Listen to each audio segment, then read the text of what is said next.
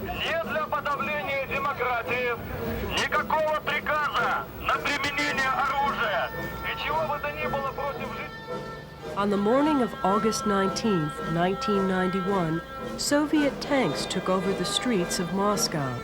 The Russian people shocked and inspired the world, courageously defending democracy and freedom against a military coup led by communist hardliners.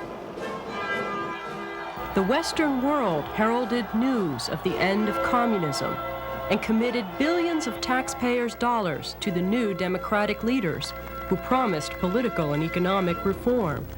Russian President Boris Yeltsin proposed radical economic changes, but many accused him of selling out the country to capitalism.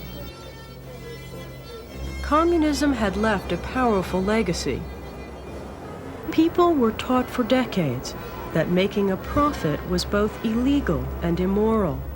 Most Russians never owned a house, ran their own businesses, or worked for anyone but the state. Creating a free market for the massive independent state of Russia is an overwhelming challenge which few democracies could survive. Russia's 148 million citizens must overcome decades of fear to accept the risks of a new society where private enterprise will determine the future.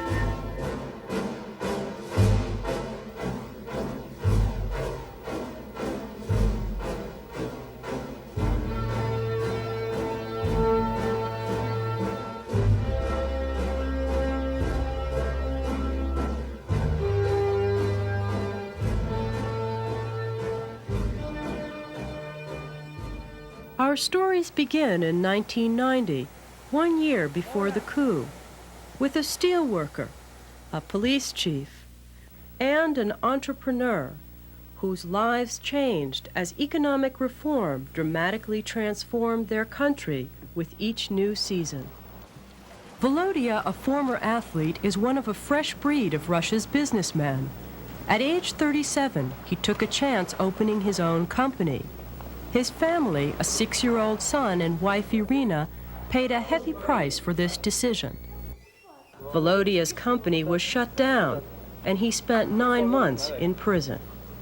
4 years ago, Volodya's firm started manufacturing hand-carved wooden furniture and saunas for elite government sports facilities like this one. Irina said if doing business had been legal 10 years ago, her husband would have been rich by now, because he always had a competitive streak. He was a prize-winning athlete and coach on the Soviet Army team. This situation here reminds me of a sports competition. I have to win. I have always had personal goals, either to win the competition or to break a record. In 1987, I was a pioneer. I set up my own business, started a construction firm. There was hope that something new was beginning to grow in our economy, our sick economy. With a series of dramatic reforms in 1986, President Gorbachev tried to heal Russia's sick economy by legalizing limited private trade for the first time in 7 decades. But the limits on private trade were unclear, so most business people simply operated out of tiny kiosks and chose not to manufacture goods, nor compete against the government's monopoly on production. Instead, they sold imported goods at inflated prices. Volodya was one of the few who dared to manufacture goods, but he got in trouble with the law. It's hard to know how to conduct business here. The laws change every day. One day there's one law, the next day another law. You don't even know when you're breaking the law. Mikhail Volkov, the deputy police chief of Moscow's economic crime department, has the power to decide if entrepreneurs break the law. Volkov believes almost all businessmen are guilty. For a person to succeed at business in Russia, he is often forced to engage in crime. To create any enterprise, you have to get someone to sign a lot of documents. The same people who are always demanding bribes. The only way to make enough money to pay the bribes is by doing something illegal. And at the same time, a person can end up in jail. Volkov should know his department used a hidden police camera to capture a Moscow official in the blue shirt who accepted a bribe in exchange for a city permit. Local citizens recruited as an auxiliary police force eagerly assisted with the arrest. They've been teaching us for 70 years that it's shameful to make money. There's a perception among the masses that people who work in the private sector are thieves and robbers. Attitudes like these can really do a lot of damage to the growth of private enterprise. 70 years of police repression against entrepreneurs had created a hostile environment for private enterprise. The Communist Party accused entrepreneurs of trying to make money at the expense of the society. It is this history, the loss of property and freedom, that discourages people from taking risks in the new marketplace today. At 6 o'clock in the morning, the police got an early start, making a series of arrests against a group of entrepreneurs suspected of economic crimes. Volodya, the furniture maker, was the first target. The economy got a mass of inexperienced, uneducated businessmen. Everyone wanted to try his hand at business. They didn't want to bring some good to society or to the government, but just wanted to make a personal profit by any means. Volodya is a former athlete and coach. He became a businessman only to make money, without any education or experience. You can't let people like Volodya into the business world. Volodya and his partner were surprised by Police Chief Volkov at their small furniture factory. According to Soviet law, 3 neighbors must be present to witness the arrest. As the chairman of the private firm named Avtor, you are accused of defrauding the government. Sign, please. I can't even imagine that they did such a thing. You have to put these people in prison. They must be controlled. Small businesses like this one shouldn't be allowed in the market. You see the state of their bookkeeping? Blank documents already stamped and signed lying around. Nothing is produced at all. They simply take out loans. Volodya's goal to produce furniture was ambitious, especially because the government controlled the means of production. As Volodya tells it, he took out a government loan to expand his construction firm. But the loan was not sufficient to buy the lumber he needed from private suppliers. And government stores would not sell bulk quantities to private businessmen. We can't get materials anywhere. No one will sell us materials because they say it's for the people. Even though we make furniture for the people, when we manage to get some wood, we have to pay 2 or 3 times what it sells for in government stores. Since Volodya was having trouble affording raw materials, he decided to invest his government loan in Yuri's computer venture to make enough money to buy lumber. Yuri, an employee of the Soviet government, used his position to buy computers from abroad. Volodya's loan provided the capital needed to purchase the computers. Yuri brokered the sale to interested buyers, but Volodya never used the profits from this venture for his furniture company. Volkov arrested him. You know, the terrible thing about this country, we're not really afraid of prison. I'm not afraid. I don't want to go. But you know, for so many years, people have been unjustly arrested and even killed, that going to prison isn't really so bad. People are used to it. In June of 1990, Volodya was imprisoned in Moscow with many accused of economic crimes. Volodya's grandfather had also been imprisoned 70 years earlier during the Soviet government's first campaign against business. A free market had flourished in Russia before the 1917 revolution and once again in the early 1920s.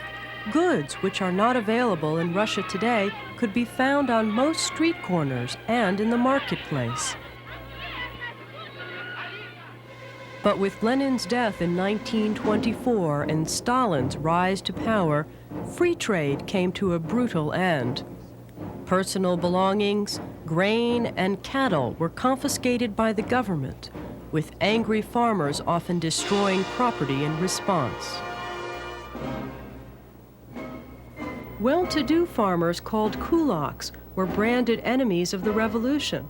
They were put on trial, accused of making a profit from peasant labor, and people were encouraged to publicly denounce their neighbors.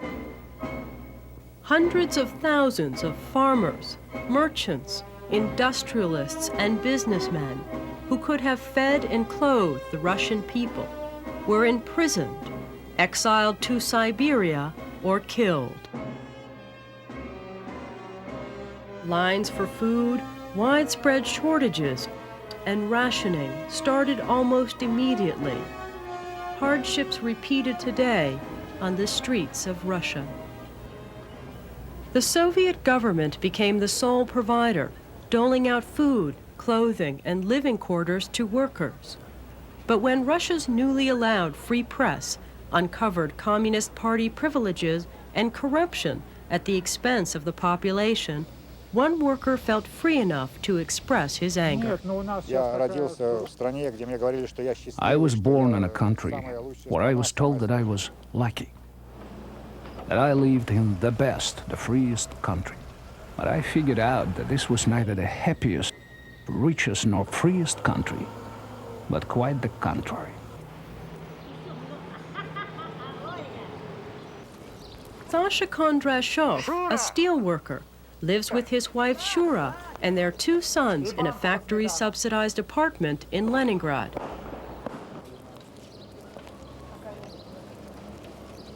For 3 generations, his family had lived in the shadow of the giant Kirov steel plant, where Sasha worked as a highly skilled welder for 13 years. His life had changed little during that time, until 1990, when glasnost, Gorbachev's policy of openness, gave workers the freedom to speak out. Workers are starting to understand that our old way of life brought us to such a catastrophe. Now we see how people live in the West, and this has forced us to think. There are many countries with a market economy, and all ranks of their society have great advantages over our society. We see the difference and understand we've simply been cheated. The government has been choking us for a long time, and they've given us very little, just enough to keep us from dying. And they said that the Soviet people are the happiest people in the world. And we used to accept this. This was just the way we were raised.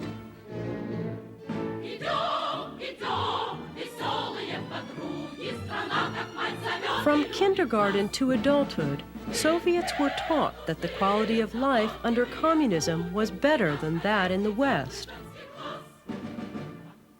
Lenin proclaimed a radical new society where workers would share everything fully and equally. In 1918, the Bolsheviks seized factories from capitalists, among them Leningrad's largest and most advanced armaments facilities, where Sasha now works. Workers were told the confiscated property and equipment now belonged to them. Generations of workers, including Sasha's father, Vladimir, devoted themselves to Kirov factory. But few ever joined the Communist Party, an elite organization which included less than 10% of the Soviet population. I've never been in the Communist Party, never thought to join it. I saw many communists who did not believe in this utopia. I saw that they were deceiving me, but we were not courageous enough to fight back. Fear prevented us from openly opposing them. So workers just became indifferent. People simply stopped showing initiative. Showing any initiative was almost a crime. Как жил ты, что делал? Делал, что говорят. Теперь ты доволен, ты все делал зря. Время героев, все это зря. Only Communist Party members could become foremen or executives. For 7 decades, the Communist Party controlled all major industry and was the only place to get management training. Until a new generation of non-communists can be trained, the old bosses will continue to run factories like Kirov. We never had a boss who wasn't a party member. Everything that happened in the factory, out of the factory, everything was under their control. Without their permission, without their goodwill, you couldn't get an apartment, a promotion, you couldn't go on a trip. Without them, you couldn't do anything.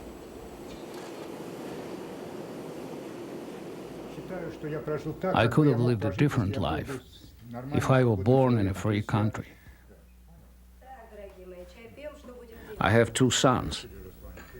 I want them to be free, so communist ideology won't influence their lives. I don't want them to experience the fear that surrounded us. We grew up with such incredible fear of everything, of speaking or acting in some inappropriate way. So I started to understand that if I didn't want my fate repeated in my children's lives, then I would have to get involved. Late in 1990, Sasha started rallying workers to support economic reforms proposed by the nation's New Democrats. I think everyone should share property. I like stock ownership, when workers each own a part of the plant. But Sasha's fellow workers were skeptical that a free market could improve their lives. Workers don't understand how such a large society, based on the idea of central planning and government property, is going to move to a market economy. Because a market economy without private property is not possible. So everything has to be converted into private property and distributed. But to whom? Who is going to own this property located everywhere? Factories, everywhere. Everything belongs to the state. Most Russian factory workers were used to collective ownership of land and property.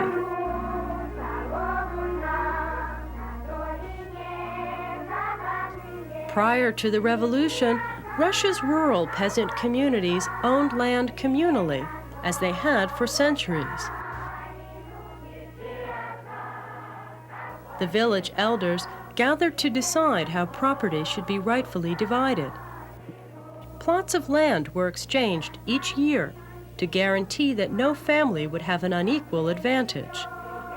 The community's needs always took precedence over those of the individual.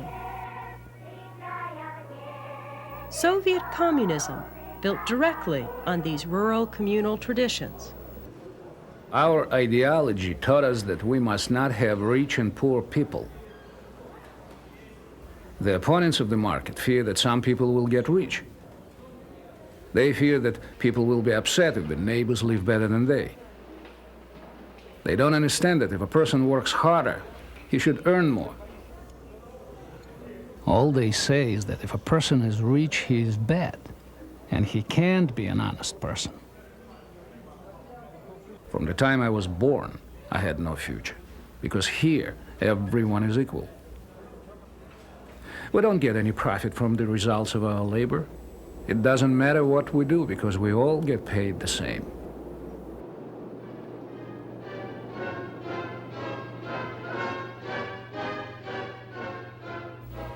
Soviet propaganda films praised workers for making huge sacrifices to build the Soviet Union into an industrial giant. Stalin's Stakhanovite movement of the 1930s created a myth of the model worker who consistently surpassed production quotas. But the Soviet Union's rapid industrialization failed to reward the workers who had labored intensively to create a communist state. Later-day communists, workers of the 1940s and 50s, who had spent their lives transforming the Soviet Union into a superpower, met at the Kirov Factory Museum in late 1990. Many were outraged by democratic efforts to wipe out socialism. Democrats even wanted to change the city's name back to its pre-revolutionary one, St. Petersburg. The workers from other factories said, "Give Lenin back to us. Lenin is dead, but there must be a city called Leningrad." What is it with these communists at the factory? They're running like rats on a sinking ship.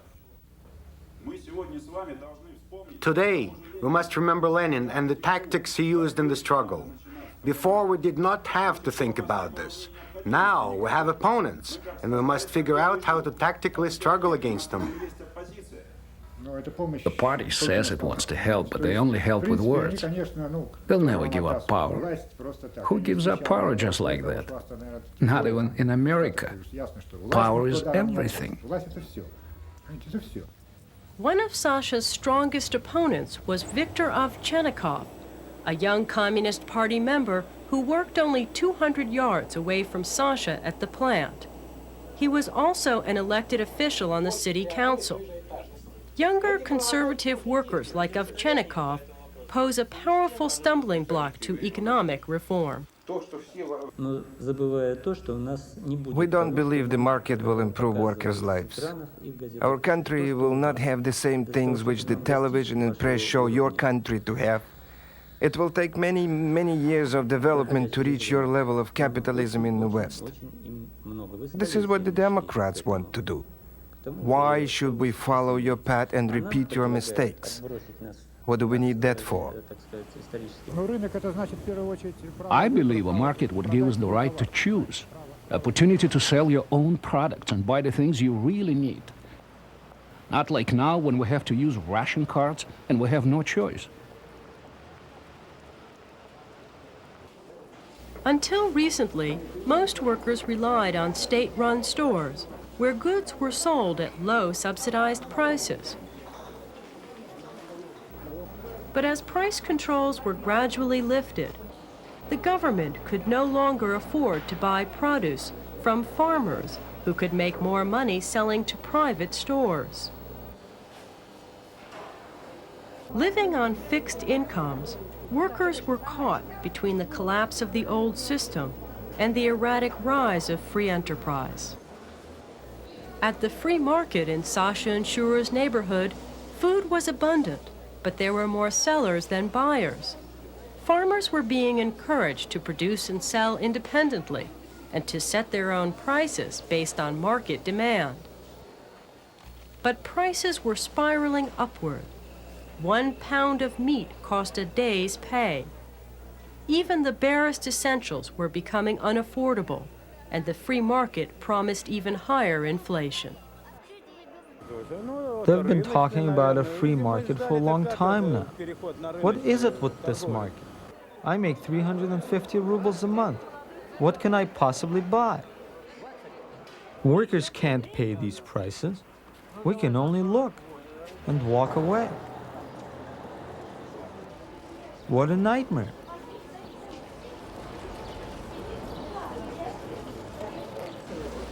Sasha and Shura had been invited to a friend's house for dinner. It's a Russian custom to bring flowers and a cake. Shura managed to find flowers for half her weekly wage at a private stall. But the government shop had no cakes. There is nothing to buy, nothing. Oh, don't worry, honey. Flowers are better than a cake anyway. Their friends, the Filatovs, were celebrating their brand new home on the outskirts of Leningrad. They had to wait 7 years before the factory assigned them a new apartment. In the past few years, Mr. Filatov had been moonlighting as a construction worker. He made more money than other workers at his factory, so he could afford to shop at the free market. Come see the new kitchen. Look at this new stove. How did you get that? Uncle Toля replaced it with this one. And here are the new kitchen cabinets. We waited a whole year to get them. Look at this place. What a strange view you have. How did you get those beautiful lilacs? I stole them off the roof somewhere. Oh, you shouldn't have done that.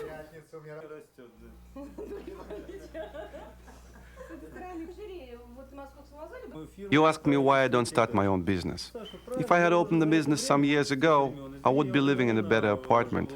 I would have my own car and would have earned a lot more money. But my mentality prevents me from doing this. But if we wait until people's attitudes have changed, probably not until the next generation has been born, then the whole world will have developed to such a point that we will never catch up. Sasha, you talk about your ideas of a free market. Even with progressive workers in the factory, the workers will never understand you. What does private property mean to a worker? Many people are afraid, even afraid of the word capitalism. If we don't start a free market with the speed of an express train, we won't achieve anything, and the West will never help us. You're right. A new society must be built in the Soviet Union, but not socialist and not capitalist. Let's have a toast.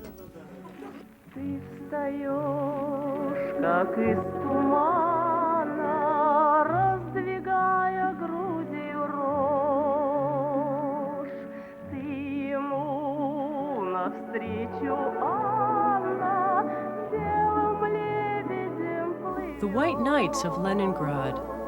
3 weeks in June, when the sun never completely sets. A festive time when people stay awake through the night.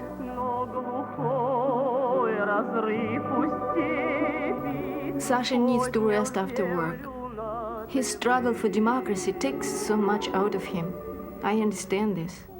But sometimes he comes home really upset. The only way I can calm him down is by talking to him.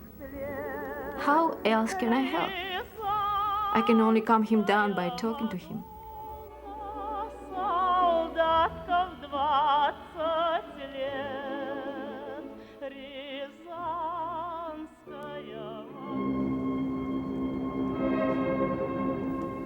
By December of 1990, democratic reformers like Sasha faced fierce opposition from all sides.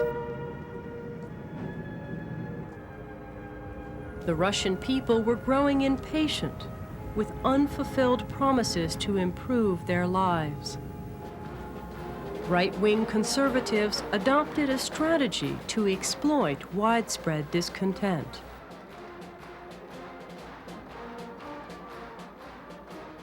At a local sports stadium in Leningrad, well-known conservatives brought thousands of workers together to publicly attack the Democrats' economic policies, insisting that a free market would spread hunger and chaos throughout Russia.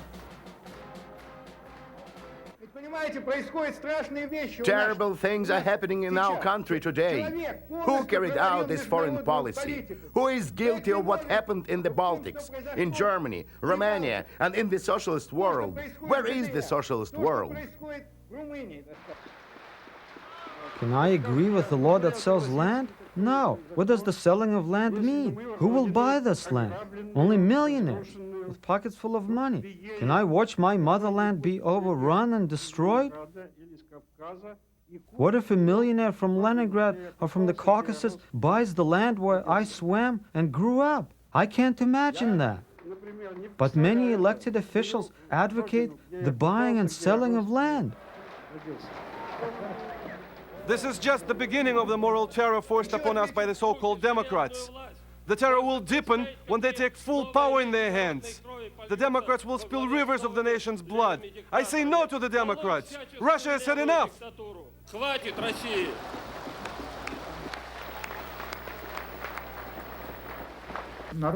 Conservatives want to show the people that without them, nothing will happen, that the path taken by the Democrats will lead to only more chaos. On December 21st, Foreign Minister Edvard Shevardnadze, a Democrat, Gorbachev's longtime friend and closest political ally, echoed Sasha's fears in a chilling resignation speech. He warned of a right-wing dictatorship threatening economic and political reform. Dictatorship is gaining ground. The reformers have left the stage. No one knows what kind of dictatorship it will be and who will be the dictator. I am resigning.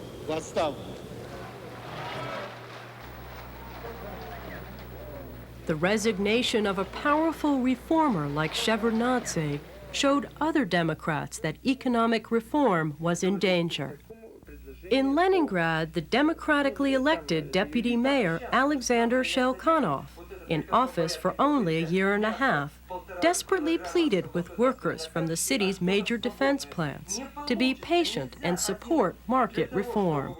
To have real free market prices, we need privatization right away in all industries, from the giant Kiro factory down to the small stores. Only then will private enterprise really work. But many workers resented private enterprise, where only the rich could afford to pay free market prices. I'm afraid of trying to buy things at market prices. I am willing to do anything I can to increase the salaries of doctors and people's pensions. But what am I supposed to do when all the bus drivers park their buses in front of the city council and go on strike? What's the matter? Don't you have enough power at the city council to do what you need to do? What we have here is not a democratic structure, but isolated democratic individuals. They have no common platform, they are not united, and they have no program. Each works alone, and alone you can't get anything accomplished.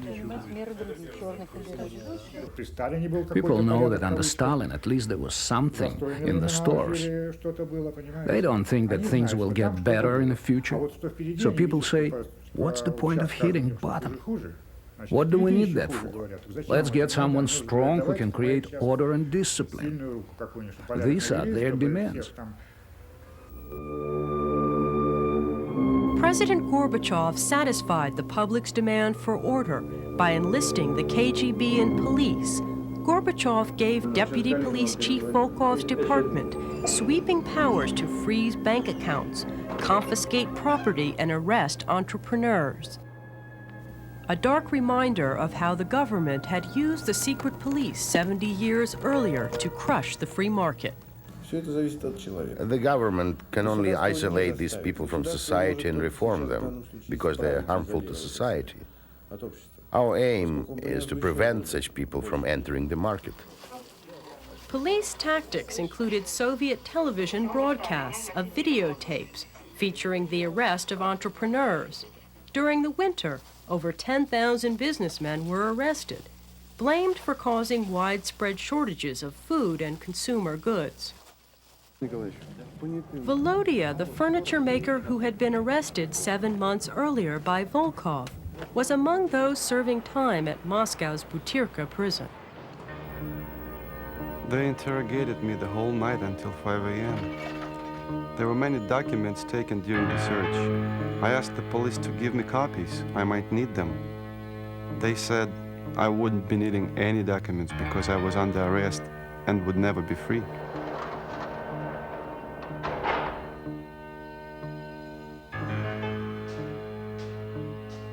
Each day I go upstairs for 1/2 hour and take a walk with my cellmates. It's a small box on the roof of the prison. It's the same size as a cell, only you can see the sky through the grill. We write appeals from inside our cells. We can't get them to our lawyers. So from inside the prison, we pass them through the windows. Many people just consider themselves to be innocent. So do I. I am innocent. Everything is finished. My family is ruined. I don't think my husband is guilty. I'm sure his actions were proper. I don't think there was any reason to arrest him. Our son's life was entirely turned upside down. It's difficult to put in words, but it's as if he curled up into a little cotton ball. His nerves were completely shattered. I can't even talk about it.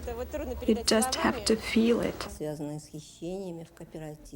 People are being put in jail without justifiable cause, and this all happens because lawyers, even law scholars, do not yet understand the nature of private business. Private trade is entirely new in our lives. We don't have any experience, but the government just allowed private trade and then started making up the laws. Black market, sneak around the corner. Black market, peek around the corner. Come, I'll show you things you can't. By midwinter, many Moscow residents needed more rubles than their factory wages provided, and fearfully risked breaking the law, taking anything they could find to Riga Market in Moscow, a throwback to Russia's ancient bazaars. Sellers stood shoulder to shoulder. Buyers moved past amateur retailers, hoping to find items unavailable in city stores. Children's shoes, socks, or underwear. Hustling in the new marketplace was quickly becoming a necessary way of life. In Leningrad, Sasha and his family were also struggling to survive the harsh winter.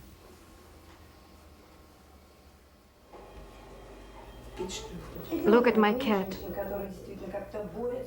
There's so many animals now who've simply been abandoned on the street by the masters. Everybody loves dogs and cats, but there is no food to feed them.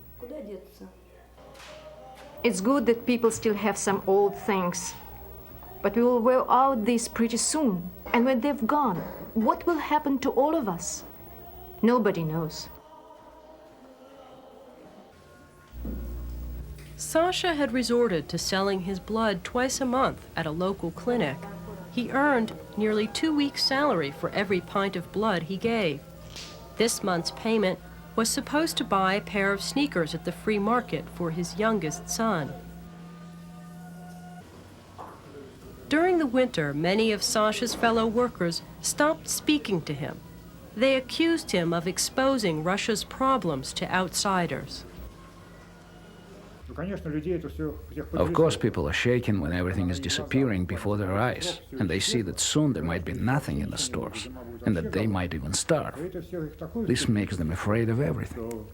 They don't believe anyone, not the Democrats, no one.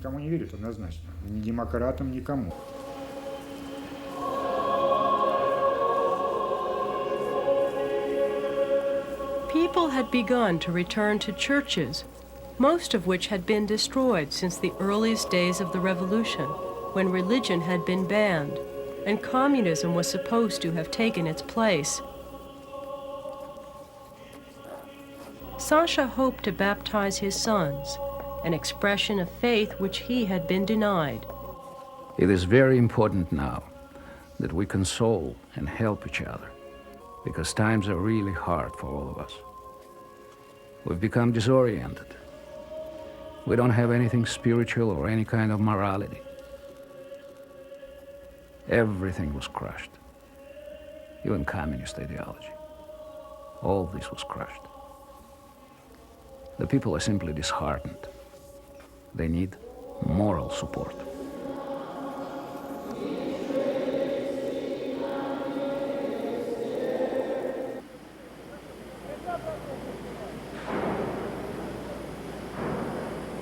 By the end of the winter, Boris Yeltsin's campaign for the presidency of the Russian Republic had given workers a new reason to be hopeful.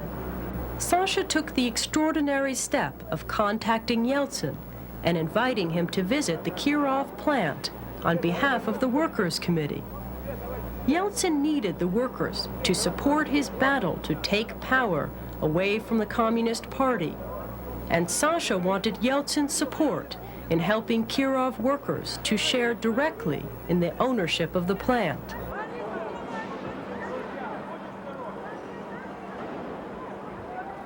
People must get the opportunity to live normally.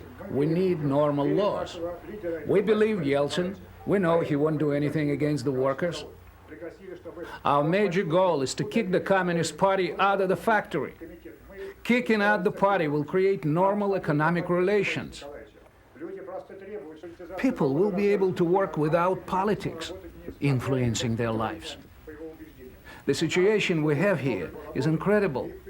If we had power, we would change it. Without power, you can't change anything. This is what we have to argue with Gorbachev about. Do you think a factory is going to be interested in producing goods if the government is taking 90% of their profits? No way, no way, because they don't get anything back. We work at the factory just like you do, and our goal is to continue to work within the factory, on factory territory, just like always. Factories for work, not politics. The workers' committee agrees. Why should any party organization operate at the factory? Get them out of the factory and let them stay out. I can't get rid of 6,000 communists who work at the factory. You don't have to kick the communists out of the factory. Just kick out the party committee. We're trying to kick the Communist Party out of the KGB and the army as well.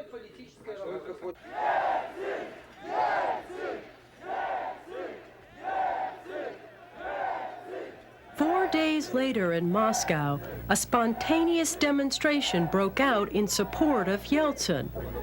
Over 100,000 people courageously gathered outside the Kremlin, defying President Gorbachev's new ban on all demonstrations. Under pressure from hardliners, Gorbachev had rescinded his landmark decision, allowing public dissent.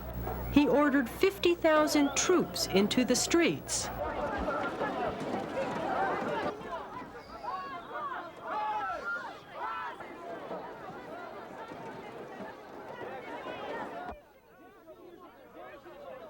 Despite the danger, the crowd doubled in size to 200,000 people.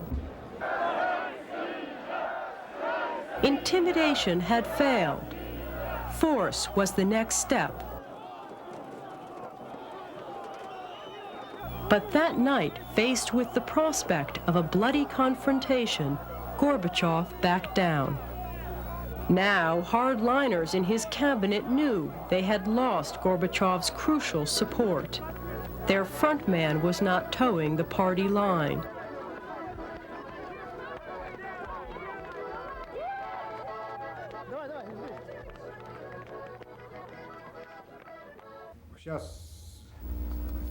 Personally, I think that the conservatives haven't quieted down so much, as they are just waiting for their hour.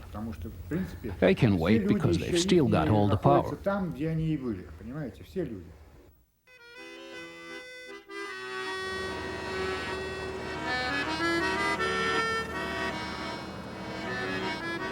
Three months after the Moscow demonstration in support of Yeltsin, communism's iron fist was loosening its grip on the population.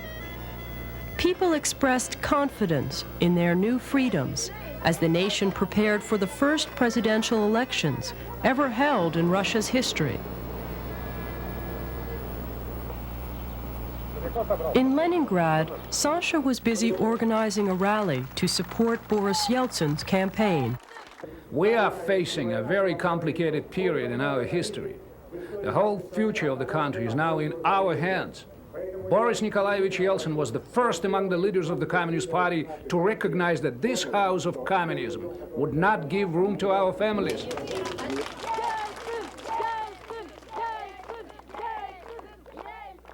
I hope we never have cause to regret our choice of Yeltsin for president. People know how they want to live. They are humiliated by the way they are forced to live now. The conditions under which we have been forced to live should have never been allowed. Boris Yeltsin won a near unanimous victory as the first democratically elected president in Russia's history. He used his newly elected powers to ban all Communist Party activity and privileges in the Russian Republic. Within days, communists were turning in their party membership cards at a rate of 2,000 a day. Former Moscow Deputy Police Chief Mikhail Volkov, a communist, was among the first to recognize the party was crumbling. We visited him at his spacious country home known as a dacha. He had given up his job arresting entrepreneurs and had gone into business for himself. I'll be working for American and Western firms which don't know the Soviet market. If some foreign organization comes to us and wants to start a business in Russia, we'll prepare a packet of documents for them. We'll get a list together of the workers who are planning to organize this firm. So we'll know beforehand that there aren't going to be any dishonest people working for the firm. How we will investigate our companies is our commercial secret. Volkov's firm provides services similar to this independent security agency called Alex, which advertises on Soviet television.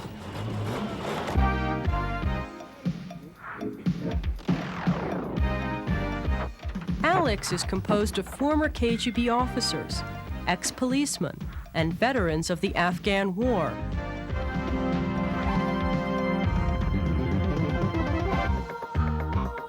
In a nation where private ownership is new to most people, safeguarding property has become a lucrative industry.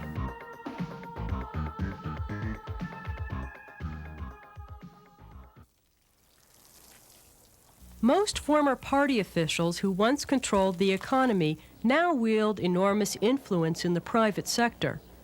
Unlike other entrepreneurs, they effortlessly tap into a powerful network of elite contacts, which give them easy access to capital and resources.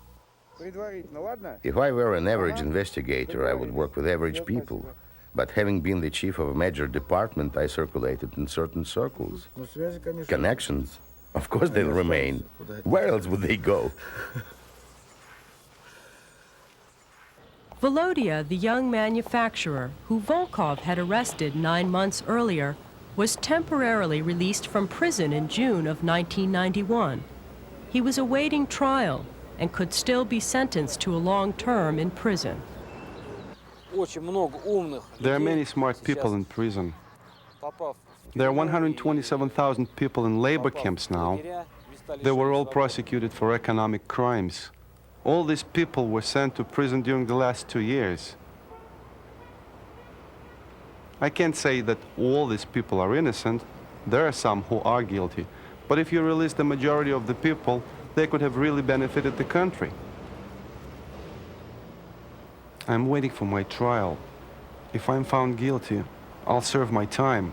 I'll continue to fight the charges, but who knows what will happen. In St. Petersburg, Sasha also could not predict what would happen in the upcoming months.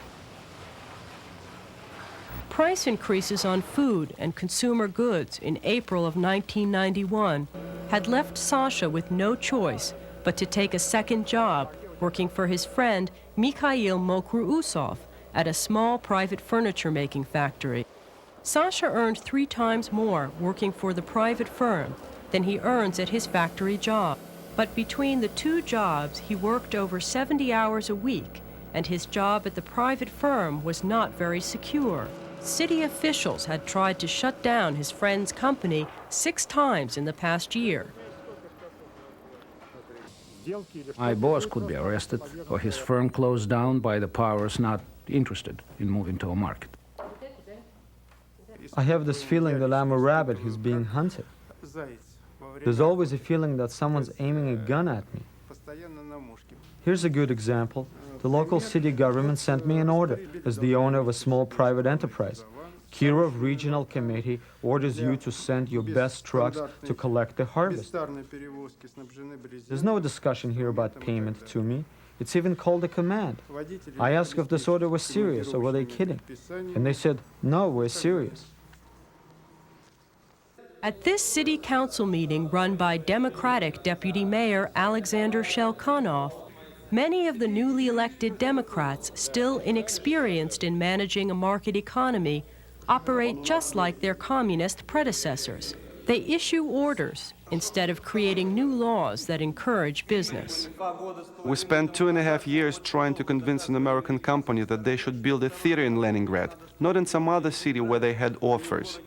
This would bring $13 million in investment to the city. In 3 minutes, I can tell you how you're really going to use this money. You can play games with accounting.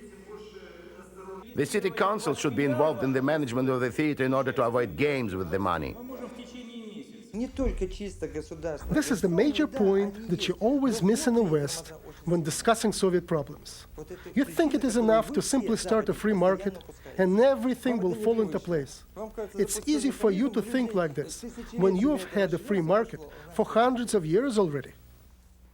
There are lots of problems with the Soviet mentality in this sick society. Now it is recovery, getting rid of the disease. So I hope I'll drive a Mercedes pretty soon, not be afraid of anybody.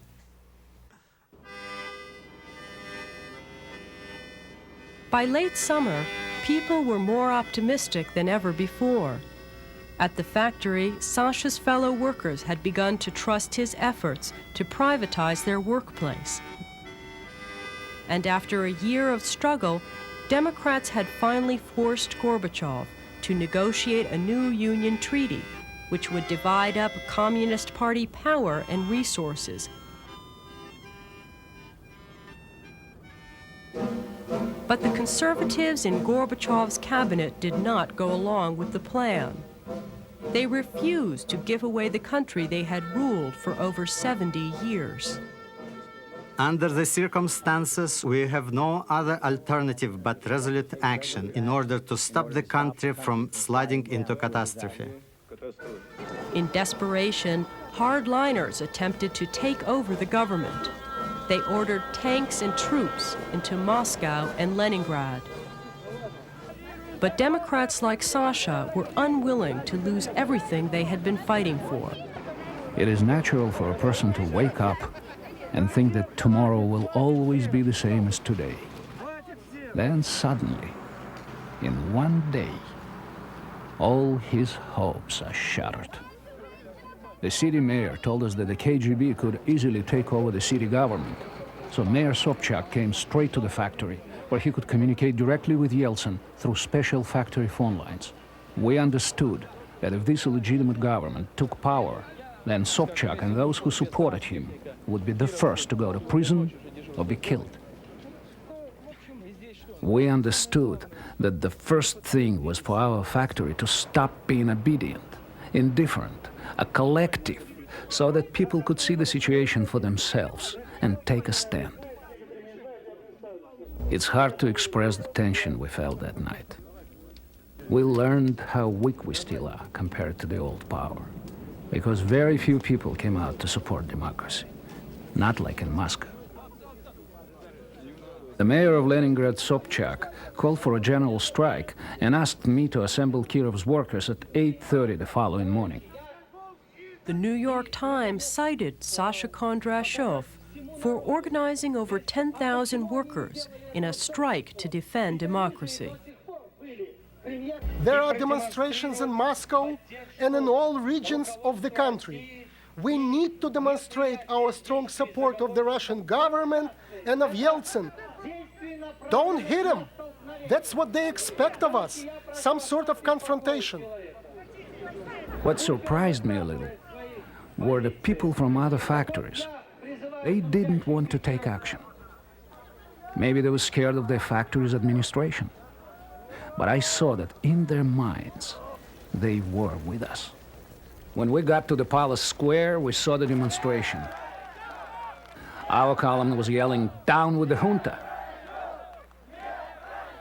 The people's faces showed that they understood what was happening, that this was a solemn occasion. It made me happy to see people who took this upon their shoulders, who stood with their heads held high, and who you could no longer beat into a situation where they just screamed inside, but quietly obeyed. We finally understood that everything depends on us. This was wonderful to see. You had to see it with your own eyes. But we cannot claim a victory yet. We have to give people the opportunity to work, to protect and feed their families. If people wind up with nothing to live on, and we sink into chaos, then we won't even need democracy. People will turn to the army to restore order. But I believe that soon we will be able to live normal lives, like good and genuine people who work for themselves and support themselves, but who also care for the people around them.